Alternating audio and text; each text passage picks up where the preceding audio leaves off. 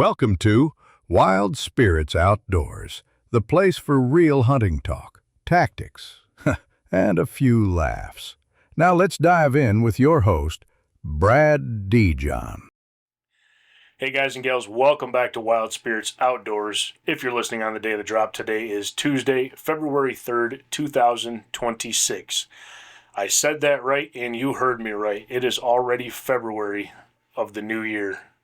Time is just flying by, guys. I remember as a kid, my grandparents, my parents always saying, the older you get, the faster time goes. Well, I'll tell you what, they are not lying, because it feels like 2020 was like a year ago, and it's 2026 already. It feels like I just started doing this podcast, and I am on my 23rd episode already. So you just got to embrace it. You just got to go with it. I know the time goes fast, but just make sure you're taking time to smell the roses and enjoy yourselves. And this is going to be a fun episode for me. This is one that this is something I wanted to talk about really since the concept of Wild Spirits Outdoors came to fruition in my little pea brain. But something that has always been a dream of mine, and will I ever obtain it or attain it? I don't know, but it's still a dream, and I'm going to continue to look at it. A guy can dream, right? So the episode this week is going to be all about the North American Super Slam. And if you don't know what that is, stick around and I'll tell you about it. But we're going to dive into that here in just a bit. Wanted to quick give a little recap and some announcements for you guys. This past weekend here in West Michigan was some beautiful weather for a change. I think we had temps hovering right around that 20-degree mark, which seems pretty cold for some folks. But I tell you what, when you go from the weekend prior and it was negative 29 degrees when I went outside and tried to start my diesel so I could go do some ice fishing, and then you wake up and it's negative 5 and you do the same thing and you go ice fishing, I'll tell you what, that 24, 25 degree difference between negative 29 and negative 5 is a major, major impact on how you feel while you're trying to walk out on the ice. And as the sunshine came out, it was beautiful bluebird skies, and it was just a fun time on the ice. And if you follow along on social media, I posted some pictures. I had a fantastic time. I was fishing solo, but man, I had a good time. I ended up catching a nice mess of a mix of specks and bluegills. Caught a handful of perch, nothing worth keeping, so they got tossed back. I probably caught a total of, close to 50 fish altogether. I had to sort through some small ones, but ended up keeping 15 nice fish, and me and the missus enjoyed a delicious fresh fried fish dinner. Say that 10 times fast. Fresh fried fish dinner. I'm only going to do it once because I barely got through it that time. But man, fresh fish is amazing. There's just something about hard water, like I've said before. I love ice fishing, and I had a fantastic time. I got out on the ice about 6:30 in the morning on Saturday, and I fished till about 3:30 in the afternoon.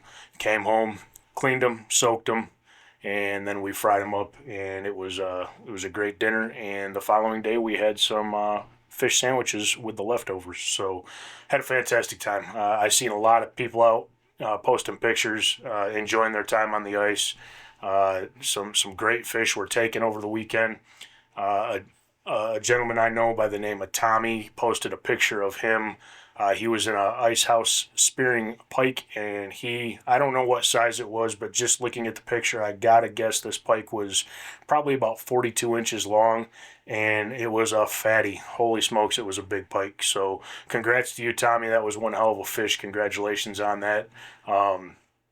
If you ever want to let me know where those guys are at, I'm game. I'll take you up on it. So another one of my buddies, Carl, he went out, he slammed some specks, and he's getting ready to head out to, I think he's heading to Wisconsin and Minnesota for like a 2-week-long ice fishing trip with a couple of his buddies. So Carl, good luck to you out there. Safe travels, tight lines. Have a great time, man. You're going to make some great memories. It's going to be a fun one for you.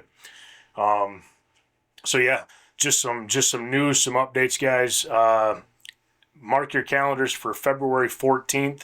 I know that's Valentine's Day, but that is free fishing weekend here in the state of Michigan. So February 14th and 15th, I believe, is the weekend for free fishing. You do not need to have a fishing license. It's a great weekend to get out and enjoy some time on hard water. And one of my favorite local events where I live here is going to be taking place, and that is the Dam to Dam Ice Fishing Tournament. So come out, support it. It's a great cause. I had some conversations back and forth with the group that puts this on. I don't believe there's not even an entrance fee to get into the tournament. You just show up and you weigh in. I think weigh-in's at like 3 or 3:30 in the afternoon. So it's a great time. There's always a bunch of people out there. Great camaraderie, a lot of laughs. There's some good food. They're doing some raffles. So if you go on social media, check out Dam to Dam. Just search it up. You'll find it. I believe they are doing a giveaway for, they're doing a side-by-side for a $10 raffle ticket. And I am also trying to put together a little swag bag of some Wild Spirits Outdoors merchandise and maybe a couple ice fishing poles to throw in for the giveaway as well. So that's a couple weeks out, but actually it's not. It's only 11 days out. So if you're interested, mark it in your calendars. Bring the wife with you. It's a great way to spend Valentine's Day. I'm sure she will absolutely love it. And ladies, if you're into ice fishing, what better way to spend Valentine's Day than in your own ice house slamming fish, man? It's a great time. So some other updates for you guys. We will be having some guests here coming up. As a matter of fact, this coming Saturday. So what would that be? February 9th? No, somewhere in there. February, 8th. Let's say 7th. 7th, 9th, 8th, 4th. I don't know. I think it's February 7th. I will have a guest joining me remote from the Upper Peninsula. I'm excited for that one. That is going to be a great conversation. The gentleman who will be joining me, his name is Jordan Hoover. He chairs the deer advisory team for the state of Michigan, and I'm excited to get his take on some of the very monumental things that may be taking place here in the whitetail world in the state of Michigan. So make sure you join us for that one. That will drop next Tuesday. I'm excited for that one, and I'm going to do my very best to make a good high-quality recording on my second remote studio podcast. So wish me luck on that one, guys. February 16th, President's Day, I will be joined in studio by a local Michigan author by the name of Ron Rademacher. Ron is a very interesting gentleman. I got to meet him at the Kalamazoo Outdoor Expo. He agreed to come on. It's going to be a great conversation. I cannot wait to get into some of his stories. I think there's going to be some great laughs in there and just an awesome amount of information about things you can do here in the state of Michigan. If you want to learn more about Ron, in the meantime, go to michiganbackroads.com and you can check him out. I think some of his books are available through that website as well, but there's a lot of great information on his website. We also will have in studio here very soon a gentleman who will be talking bear hunting with dogs. That's coming up. And of course, we're going to get into some turkey hunting. And as always, we will make sure to make time for whitetail hunting. So lots of stuff coming, guys. I'm really excited about it. The podcast is taking off faster than I could have ever imagined. I feel truly blessed. I thank God for giving me this opportunity, giving me this platform. I hope that there's some inspiration in there for you, some nuggets of information as well, and I'm excited to keep this thing coming. As far as the Wild Spirits Outdoors brand on social media, guys, we have surpassed 1,550 followers as of the morning of February 2nd. It is just it's a continued blessing. Lots of great interaction. I get so many great messages from folks, and with all those great messages comes opportunities to do additional Q&A podcasts. So we will have one of those coming up again as well with another like 20 question style podcast. So thanks again for all the support, for all the love, guys. I truly mean it. It means the world to me. I never knew where this was going to go, and I feel like we haven't even scratched the surface of what's available and what the potential out there for this is. So we will continue to grind away and continue to try to make this better and better. Wild Spirits Outdoors merchandise is available, guys. If you're interested in anything, shoot me a message on social media. Email me at info@wildspiritsoutdoors.com.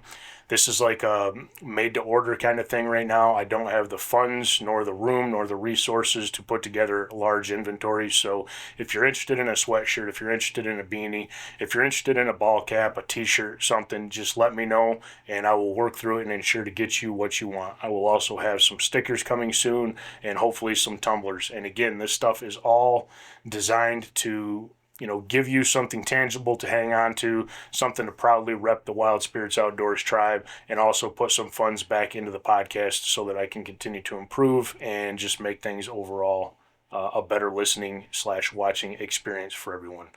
So with that being said, let's dive into it. I've got a pile of show notes here in front of me. I'm probably going to be looking down a lot because I've got a lot of information packed into this. We're probably going to keep this roughly around an hour-long time frame. And this is more of just, this is me telling you guys about something that I've dreamed about since I was a kid. I haven't even scratched the surface of making this a reality, but it's something that I'm going to continue to dream about. And who knows, maybe someday I can knock some of these off my list. Don't know if it'll ever happen and complete the Super Slam. It's not something that can be done easily. It's something that has taken most folks decades to achieve. And at the age of 42, if I don't get cracking on it pretty soon, I'm not going to have too many more decades to chase it. But without further ado, let's get into the North American Super Slam. When most of us, and guys, we're going to approach this from a bow hunter perspective, because again, as you guys are well aware, bow hunting is my passion. And if I were to ever, have a chance to go after the Super Slam, I shouldn't say if I ever have a chance. The chance is always there. If I ever get my butt in gear and start actually targeting going after the Super Slam, I would obviously do it with my bow and arrow. I'm going to take a quick drink and we'll dive in.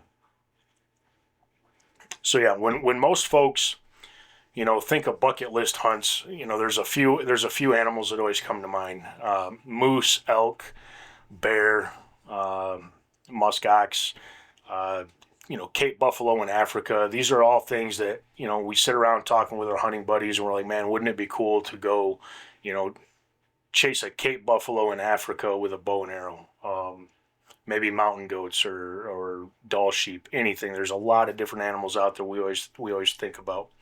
But for a few of us, there's a dream out there that goes beyond that, and it's the Mount Everest of hunting, particularly with archery equipment, if you will. It's something that very few people have been able to achieve, and we're going to talk about it. That is the North American Super Slam. So this is like I said, this is like the Mount Everest of big game bow hunting here in North America. It is the harvesting of all 29 recognized big game species in North America with archery gear. The 29 animals, span coast to coast, north to south, across the Western Hemisphere. And like I said, for most folks, requires significant funds and decades of dedication to achieve.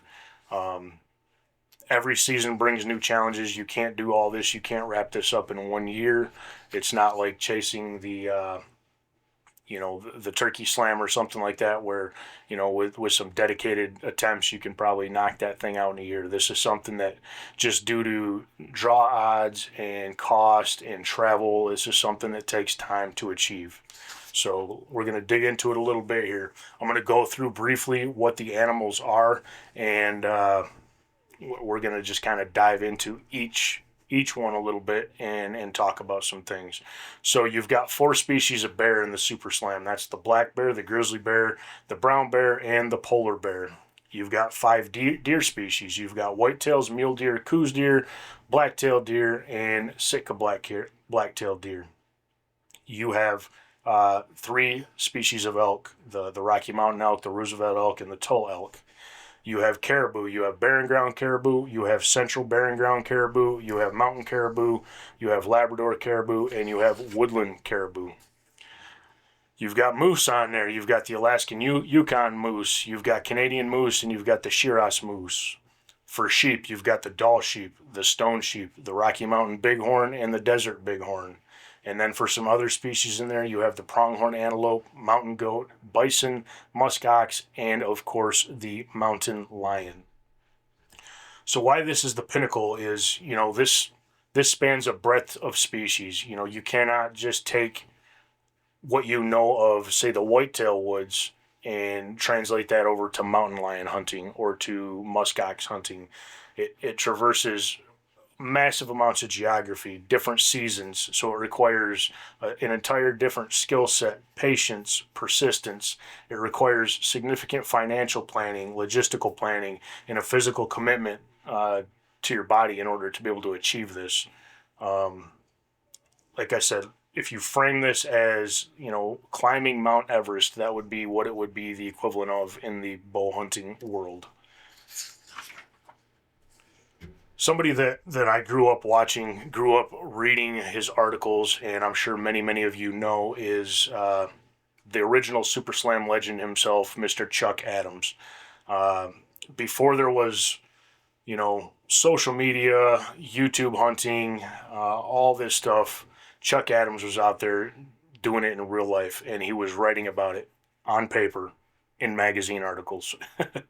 uh, Chuck, I believe, completed the Super Slam early January of 1990. He became the first documented archery hunter to harvest all recognized North American big game species, and that achievement then became known as the Super Slam. And he did all this with a bow and arrow, and some of this stuff was even filmed. So I know the term trophy hunter gets thrown around a lot, and people can say what they want of it, but obviously going after something like the Super Slam is looking at it from a trophy perspective in order to achieve something like that. It's not something that you're going out and doing, saying, oh, I do this to feed my family.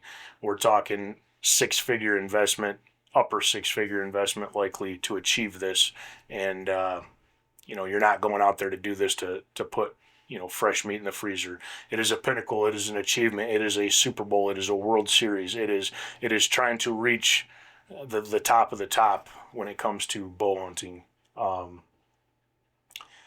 As you get into it and you think about it being not just a trophy milestone, but what Chuck did kind of created a shift in the bow hunting culture. He didn't go out and complete the Super Slam because it was the cool thing to do and it was the thing that was being talked about on social media. He went out and did it because he wanted to. He loved, and I'm putting some words into Chuck's mouth here, and I hope if he ever listens to this, I hope he forgives me for doing so, but I believe he went after this for the challenge, for the variety, for the inspiration, for the scenery. There's a lot of reasons why he went after this. And that personal passion just drove him to maybe even not through his own aspirations, but he became the standard to inspire a generation of hunters to dream about doing things like this. So, Chuck Adams was not a weekend warrior hunter. He was a full-time hunter, a full-time outdoor writer, a full-time ambassador for the hunting and archery culture. Over the decades, and I'm kind of guessing on some numbers here, but Chuck, I'm sure he's written over 6,000 articles. I grew up with a subscription to Bowhunter magazine and Peterson's Bow Hunting, and Chuck was the editor-in-chief, I believe, for Peterson's for a number of years, and I always remember reading his articles and just, the way he could write them, what he could do, it was quite impressive. Give me 1 second, guys. I have an important phone call I have to take. I will be right back. Hey guys, sorry about that. I am back at it now. One of the joys of what I do for a living, and the fact that I cover North America with my job responsibilities is oftentimes I can find myself at odd hours having to take calls. So if you've ever noticed on the podcast, even though I drop every Tuesday, I'm typically recording over the weekend, or I'm recording fairly late in the evening time. That way I can, usually even, the West Coast guys, or even some of the folks that I have to deal with in Europe or Asia, Once you start getting past that 6 p.m. hour, they start to level out a little bit and realize that a guy's got to sleep, a guy's got to have a little time for himself as well. So unfortunately today, with the time I'm recording, I had a feeling that there was a good possibility that a call like that may come in, and it was gonna force me to hit the pause button. But that's okay. We're back at it now. So we were talking about Chuck Adams, his legacy, his contribution to the archery world, all the articles that he had written for different bow hunting magazines, the books he's written, and you know, there's legends in this sport, just like there's legends in anything. I mean, obviously, Fred Bear comes to mind for me immediately when I think of archery hunting. Love him or hate him, Ted Nugent always comes to mind. Chuck Adams comes to mind. Tom Miranda, guys like this, the juries, they're legends in the sport of archery. And Chuck is definitely up there in status for me, just because at the age when I was really, grasping a hold of my love of archery, his name was all over everything that I was reading as well. And I mean, if for folks that remember, Hoyt came off with like a side brand, Reflex Archery. I don't remember when, but I had a Chuck Adams. I believe it was the Chuck Adams Super Slam was the name of the bow in the 90s that was made by Reflex. So obviously Chuck's impact on me just through his writings and stuff like that was quite tremendous. So I mean, the guy has bagged more record book animals than anybody, as far as I know. Some of the data that I looked up just for this episode, last count, 210 plus entries in the Pope and Young books across multiple species. He's taken world records in elk, in bison, caribou, coos deer, Sitka. I mean, I think he holds the world record for a Sitka harvest in 2021. He was just an amazing, or is an amazing hunter. He wasn't just out there collecting trophies. I mean, he was chronicling this stuff. He was writing about this stuff. He gave a voice to other folks like me. That voice might be the wrong word, but he gave us something to aspire to, something to dream towards. And the Super Slam is by no means an easy task, an affordable task, or anything like that. But he made it feel as though it was within your grasp if you were willing to really put in the work and try to make it happen. And even at that, it's still saying all that. It's still a tough one to try to do. There's been very few folks that have done it. So I just wanted a quick kind of segue off from the talk of the Super Slam and talk about what Chuck Adams did for archery, for the Super Slam, and for me as a young one growing up in the sport of archery. So when we get into the actual Super Slam itself, I've kind of got this broken down. And again, I apologize if I'm looking down at my notes a lot, but I have a lot of information in here that is not stuff that, I can pull right off the top of my head like I can when we're talking deer bedding or things like this. This is stuff that I really had to dig into and put some stuff to paper in order to make it make sense. So there's 29 species for the Super Slam, and we have got kind of a breakdown of each species when we look at it, as far as, kind of the location where these animals are, what's special about these animals, and then a rough idea of what the cost to harvest these animals can be. So we'll start with an easy one. We'll start with one that we're all quite familiar with, and that's white-tailed deer. Whitetails can be found damn near throughout the entire North American continent, from Canada all the way into South America. It's kind of the marquee big game animal for us Midwest folks. It's just something that we all grew up hunting, and we all have a tremendous love for. Obviously, chasing them with a bow and arrow is a fantastic time. There's nothing quite like being in a November tree stand during the rut and watching these animals do what they do. The beauty of the white-tailed deer, if you have not harvested one yet, is there's a lot of them. They're easy to get tags for.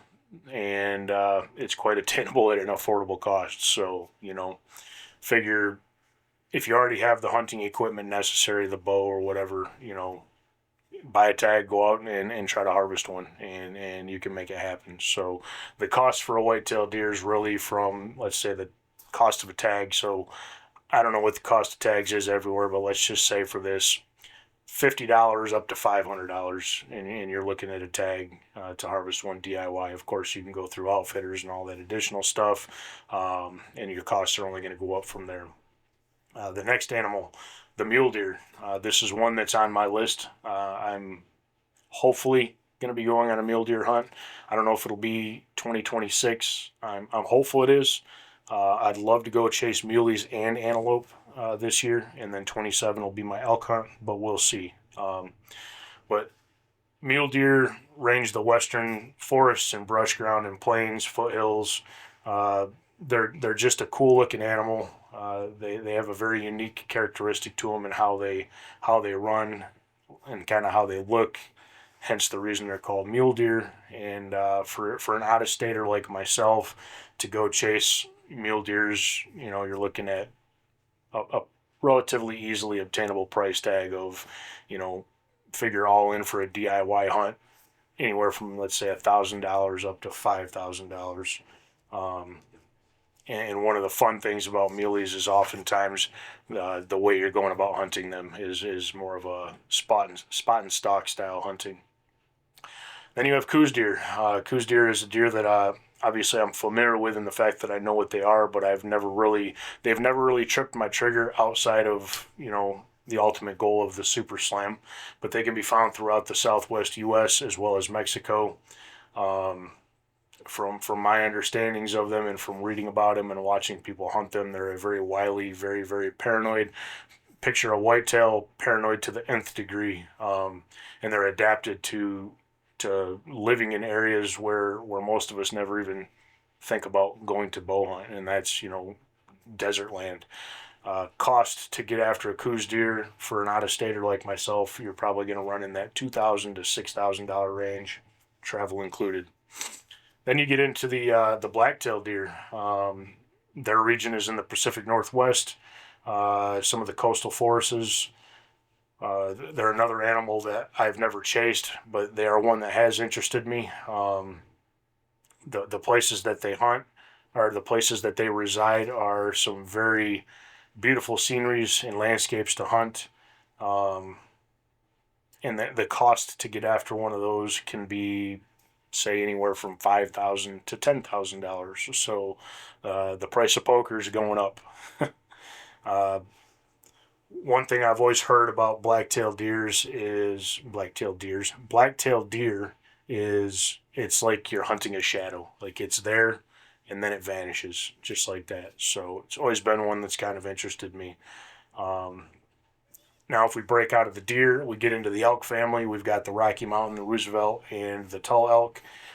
Their regions are the Rockies, the West Coast ranges, California grasslands. There's elk here in Michigan. There's elk in Kentucky. They're a very cool animal, and they're one that has always been on my bucket list. Among other people. I have not yet hunted for them, but I've had a lot of people that have hunted for me or hunted for them tell me that hunting elk, especially during the rut, is like hunting turkeys on steroids. The methodology behind hunting them is very, very similar to what it is for turkey hunting.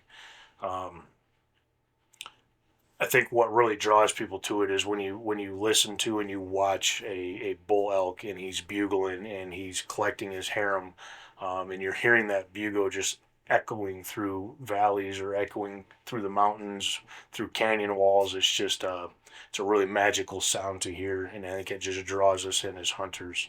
Elk hunting can be attained, regionally here in Michigan at a fairly low cost, although getting a tag is not the easiest thing to do when it comes to a bull. But if you just look at it for the stereotypical elk hunt, like for somebody like myself heading to a western state, you can figure anywhere in that $6,000 up to $20,000 range, depending on where you're going, what unit you're hunting, whether you're going guided, unguided, etc. Um, when you think of a majestic North American animal, I don't think that conversation can be had without thinking about an elk. They're just an impressive species. Um, Getting off the elk now and moving into the next category, we're talking about bears, and this is another one that has always been a hit list for me, and two of them in particular have always been ones that have really been on my list. One of them is certainly more attainable than the other. So the first one is black bear. Black bear can be found in several regions throughout the U.S. as well as Canada. We have a pretty healthy black bear population here in Michigan. I have been putting in for my black bear tag. I've been applying for my black bear tag for 6 years now for the unit that I live in, because I've always wanted my first black bear to come out of the unit that I live in. So I've waited and waited and waited, and I'm hopeful that this coming year I will actually draw my black bear tag, and I will have an opportunity to chase them first and foremost here in my home state of Michigan. But cost for those, for a local hunt, like in my region, is going to be relatively inexpensive. We're just looking at the cost of a tag.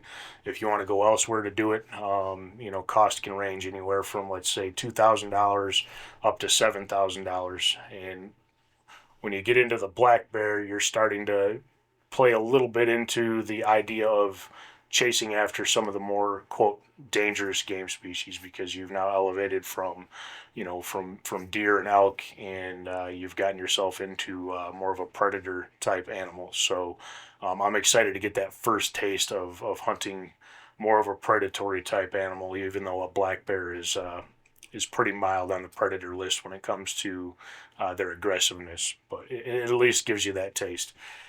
Then you get into brown bears and grizzly bears, and brown bear has always been like a dream for me. Just the idea of testing my mettle against a brown bear with a bow and arrow in hand. These guys run regions from Alaska into the northern parts of Canada, northern Canadian parts, as well as parts of the Northwest here in the lower 48. They are a massive, unpredictable animal that just commands your respect. Anytime you watch people hunting them, or anytime you watch people hunting in the areas that they reside, the whole mood changes when a grizzly's within eyesight, for sure. And the cost to hunt one of these impressive animals is also quite impressive. So you're looking at a cost probably falling in that $20,000 up to $60,000 range to go after one of these as a non-resident hunter. And then the last bear on the list is the polar bear, and a lot of people will freak out. I can't believe you would shoot a poor polar bear while it's just sitting there drinking Coca-Cola. But an absolutely magnificent apex predator. To hunt one of those, I couldn't even begin to imagine what it must feel like. Just the sheer size of an animal like that. It's mind-boggling, really, when you think about it. And where you're hunting these, I mean, you're in Arctic, and you're in the farthest reaches of Canada chasing these animals. You're not just going to drive to one of these hunts. You're going to be flying in. Your cost for a polar bear hunt is probably going to fall in the $30,000 up to $60,000 range. And I'm not going after a polar bear until I've seen how I can compete with a black bear, or maybe some larger non-predator big game species. I always remember hearing a story, and I don't remember if it's even true, but Fred Bear, I guess, was trying to take a polar bear with a recurve, and I think he made 2 attempts at this. And I don't recall for what reason one of the attempts was unsuccessful, but the other attempt, if memory serves me correct, and if the folklore is true, he was within range and was ready to take a shot at a polar bear, or he had already taken a shot and he was looking to take a follow-up shot. I don't recall which. And the bear was getting way too close for comfort, and I guess his guide pulled out a gun and dispatched the polar bear, which actually then took it away from being a bow kill. So I don't know if that's true or not. I just remember hearing that story as a kid, and I always imagined seeing somebody with a recurve trying to take down something as impressive as a polar bear.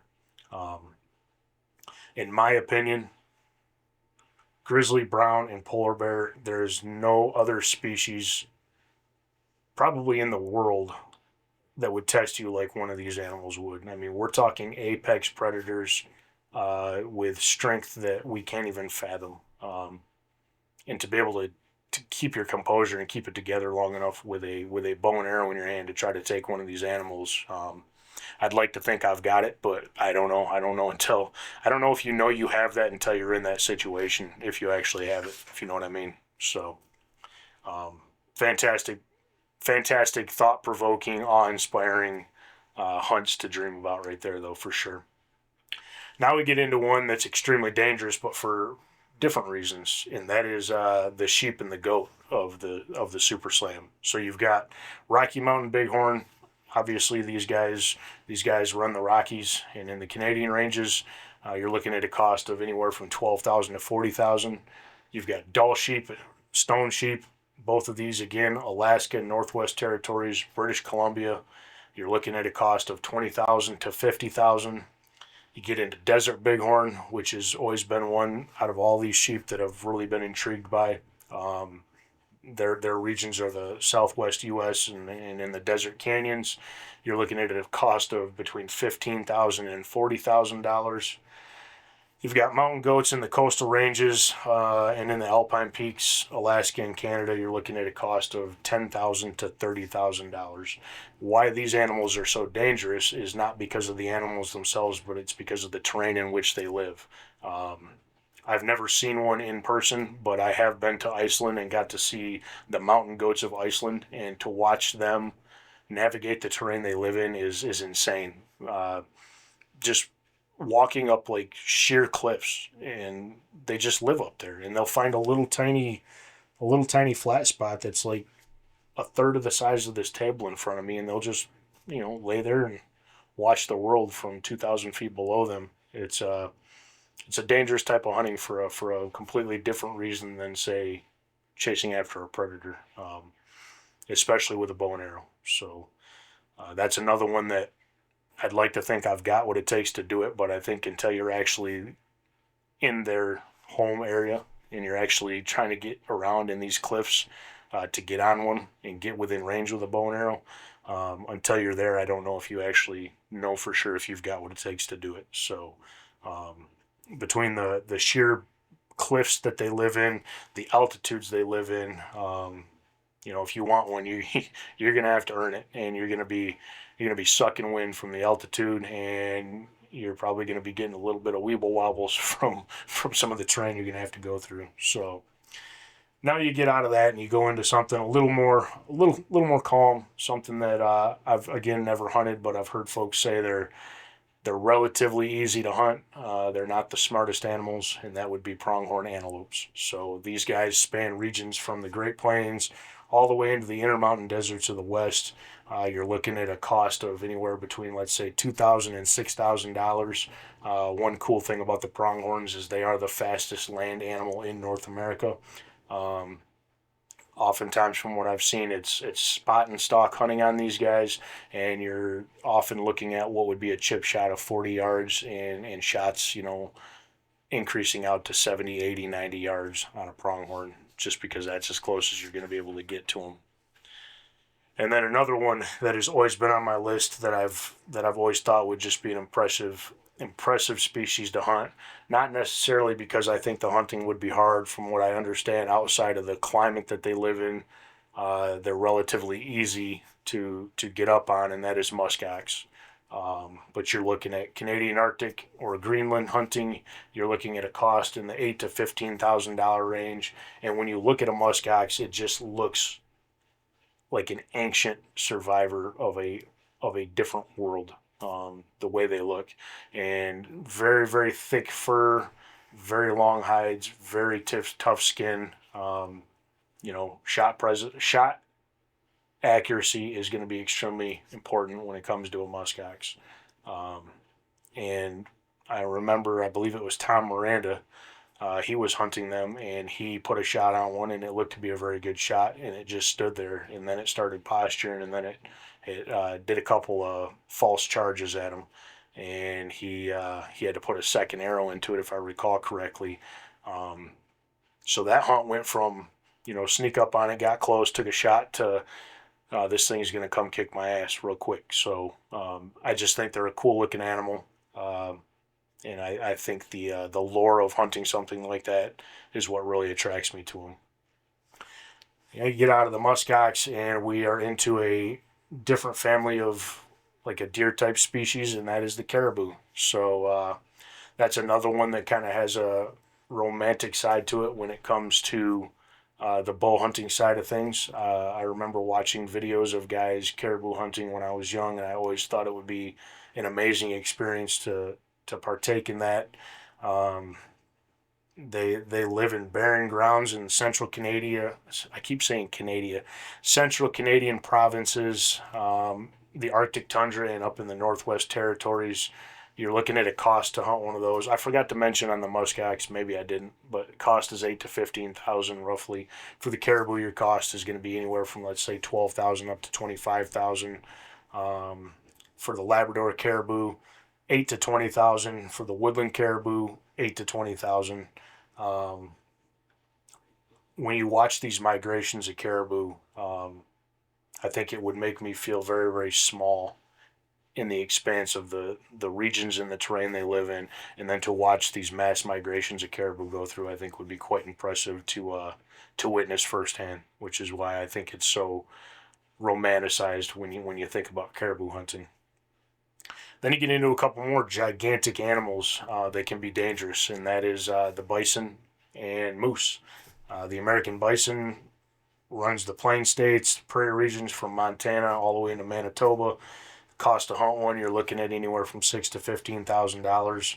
They're a massive animal. Their presence is iconic, and I think it would create a rather unforgettable experience to archery hunt one of those. Not to mention, there's a lot of meat on a bison.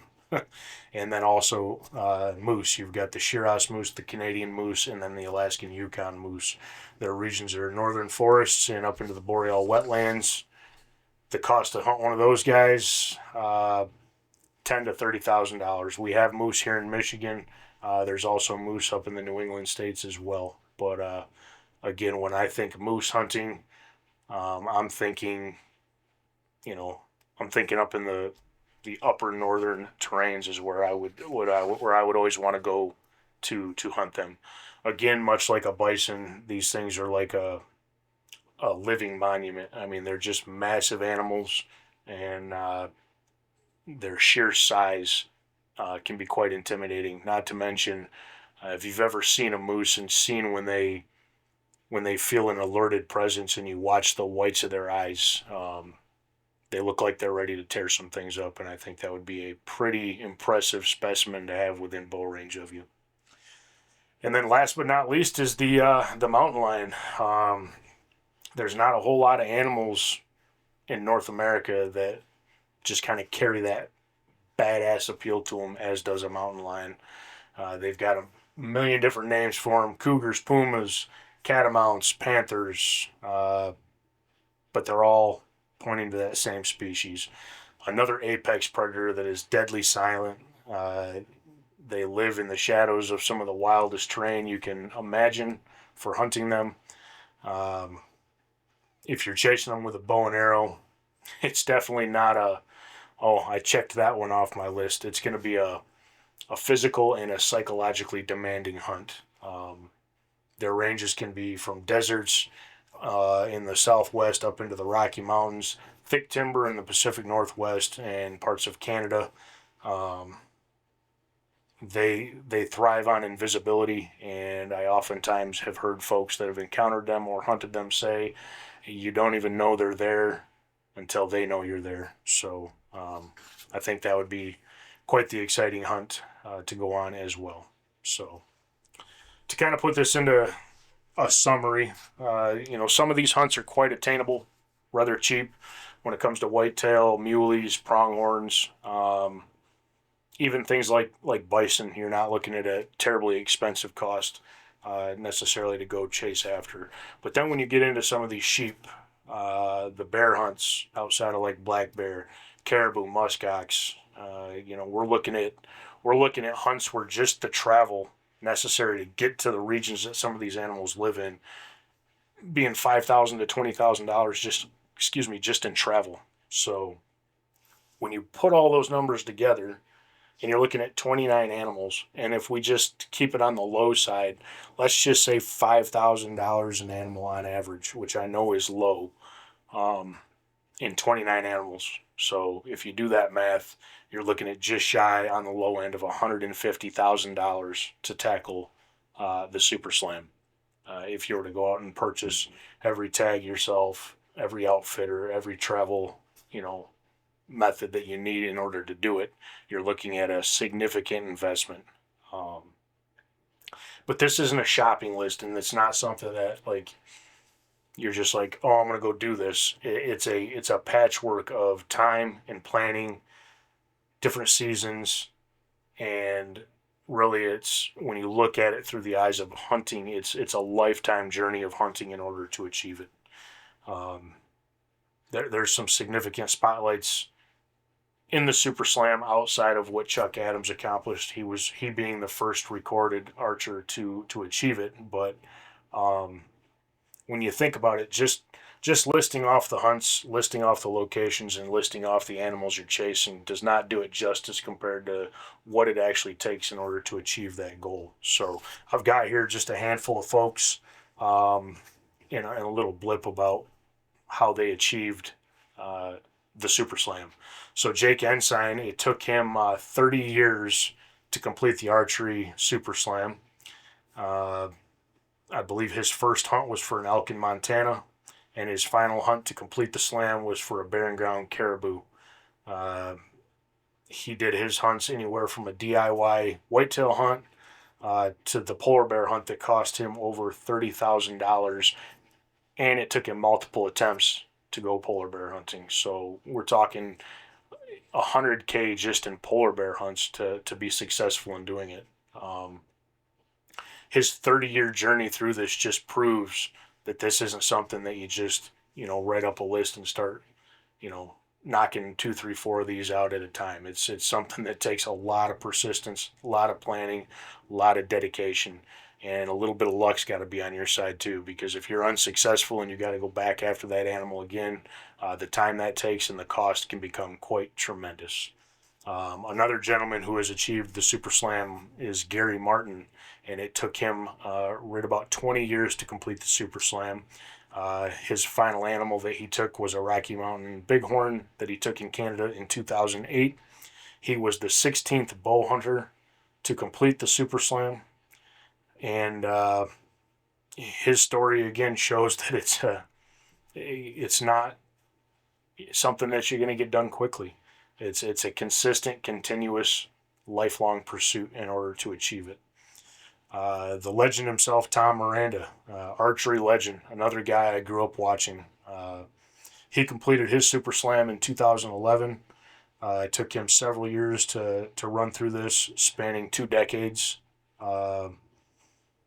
Multiple attempts for moose, bear hunting, mountain lion, his sheep hunts. I remember watching his muskox hunt.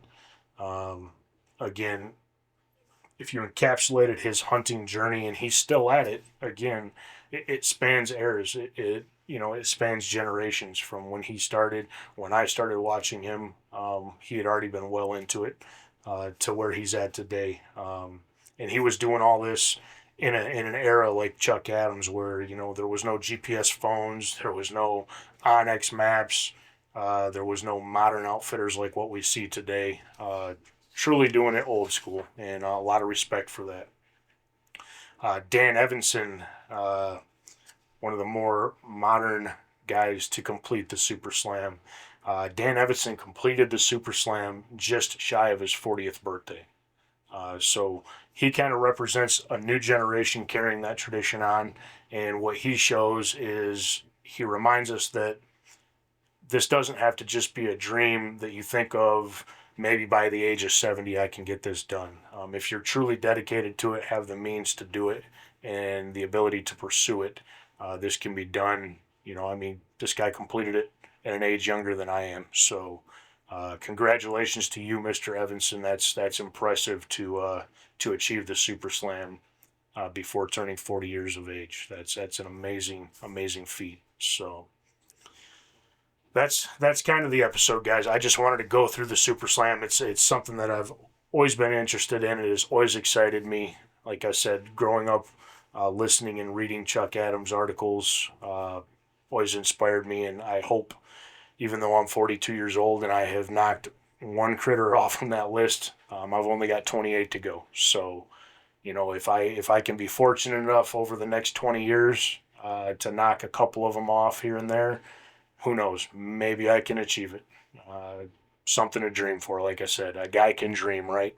But every species in that Super Slam has its own story, its own regions, kind of its own spirit, its own challenges to what it provides. And it's the culmination of the pursuit of all of them that truly makes it the Everest of archery hunting. If you're like me, you grew up devouring hunting magazines, dreaming of that first whitetail buck that you could hang on the wall. And then you read these articles, and then you start dreaming about what it would be like to chase an elk or go moose hunting, or come toe-to-toe with a grizzly with nothing more than a bow and arrow in your hand. It's stuff that's awe-inspiring and allows you to dream. So imagine trying to stalk a caribou across the Arctic with 30, 40 mile an hour winds blasting you. Just so many things to romanticize inside of the Super Slam. But the dream matters. Whether you achieve it or not isn't necessarily the completion of it is not the end game. It's the journey to get there. So I'm going to continue to dream. I'm going to continue to aspire, and who knows, maybe someday, just someday, maybe I can complete the Super Slam as well. So I appreciate you guys listening. If you have done any of these hunts, or if you have started your Super Slam journey, if you've actually made a concerted, dedicated effort that you were going to go after it, I'd love to hear from you. If you've maybe not necessarily targeted the Super Slam, but you've harvested or hunted for, with a bow and arrow, any of these animals we just talked about, I'd love to hear from you. I'd love to hear how those experiences went. Again, this is stuff that most of us can only dream about. And if you've had firsthand experience chasing any of these animals, it's a true dream come true for many hunters out there to go after some of these lesser renowned, I shouldn't say lesser renowned, but some of these animals that aren't, like going out on the back 40 and chasing a whitetail. So again, it's not about obtaining the 29, it's about the chase to get there. Chasing the wild and feeling the spirit, guys. I appreciate you joining. Thanks again for tuning in. This is Wild Spirits Outdoors. Take care. Thanks for tuning in to Wild Spirits Outdoors. We appreciate you joining us on this journey. Don't forget to like, follow, and share wherever you get your podcasts. It helps us grow the tribe and keep on chasing the wild. Stay connected with us on Facebook and Instagram at Wild Spirits Outdoors, and also on YouTube at Wild Spirits Pod. You can also head over to www.wildspiritsoutdoors.com for more content. Until next time, chase the wild, feel the spirit.